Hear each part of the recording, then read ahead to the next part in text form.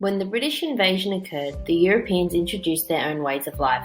They took over and settled, establishing education facilities teaching their beliefs and values, also seen as the truth.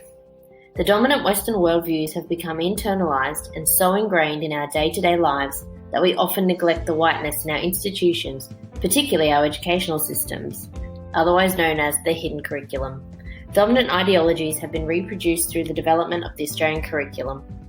The concept of whiteness in education can be understood when considering the ontologies and epistemologies from a Eurocentric perspective. The ontologies, ways of thinking about the world, ways of doing and being, include the learning areas that are valued for success, as well as behaviours, rules, and social etiquette that students are incidentally exposed to. For example, raise your hand to speak. The epistemologies, ways of constructing and sharing knowledge, include pedagogical practices and assessment. The classroom environment itself is an example of how white epistemologies are reproduced by valuing learning as a social process, excluding diverse cultural ways of learning that may be more individualised. The centrality of relationships within Indigenous epistemologies is not valued in the Australian curriculum. The impacts of colonisation are still evident today and should not be just considered an event of the past, as the Australian curriculum indicates. The misconceptions of the notion of country and place are evident in the conceptual framework developed as part of the Aboriginal and Torres Strait Islander perspectives cross-curriculum priority. The terms are used interchangeably as if they mean the same thing, however they are complex and do not fit neatly into a category as the Australian curriculum authors have attempted to create.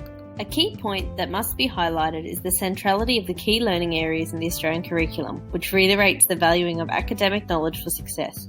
The overall goal of the national curriculum is to enhance all students' knowledge and skills towards a positive economic future.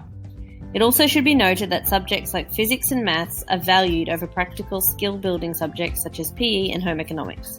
The inclusion of Aboriginal and Torres Strait Islander cultures is mostly described in the curriculum in past tense, and a clear lack of inclusion in the futuristic notions of the curriculum reiterate again the Western ontologies. Assessment practices are another way that dominant epistemologies are reiterated.